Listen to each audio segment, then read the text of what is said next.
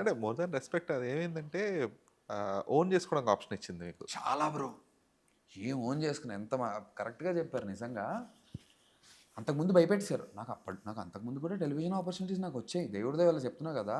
Every time creators అందరు they wanted to encourage మీ, నన్ను try చేద్దాం. నాకు ఇప్పుడు కాదు ఎప్పుడో హోస్టింగ్కి రాలేదు కానీ టీమ్ లీడర్గా నన్ను అడిగారు. ఓకే. చాలా తర్వాత శ్రీదేవి డ్రామా కంపెనీలో హోస్ట్గా అడిగారు. ఇవన్నీ గుర్తుపెట్టుకుని తర్వాత నేను ఐపీఎల్లో కనిపించేసరికి అవును వీడు మనకి అప్పుడు అడిగాం కదా అని మల్లమాల శ్యాంప్రసాద్ రెడ్డి గారు, దీప్తి మ్యామ్, తర్వాత కీర్తి గారు ఉంటారు, వీళ్ళు డిసైడ్ అయ్యి ఒకసారి అడిగి చూద్దాం మేబీ అడిగితే ఏంటి సార్ అంటే అంటే let's go I do it అన్న. అమలాపురంలో నేను షూటింగ్ చేస్తుంటే స్కూల్ నుంచి ఆటోలో ఇంటికి వెళ్తున్న పిల్లలు, దానికి ప్రూఫ్ కూడా ఉంటుంది నా ఇన్స్టాగ్రామ్లో, ఆర్కైవ్ చేస్తున్నాయి ఇప్పుడు పోస్ట్. బట్ చూసాను. ఢీ షో యాంకరా అండి అంటుంది చిన్న పాప.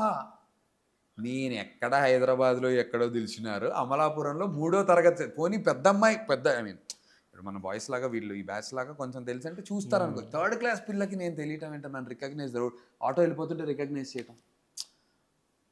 Now that is penetration. అప్పుడు yes what we are doing is absolutely right. And right before psych Siddhartha it was even more important.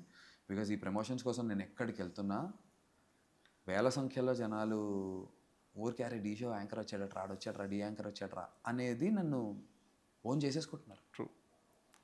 అసలు అమ్మయ్యా అనిపించింది. Thanks to Mallemala and star sports Telugu for it. ఎంత డీప్ తీసుకెళ్ళిపోయాను నన్ను.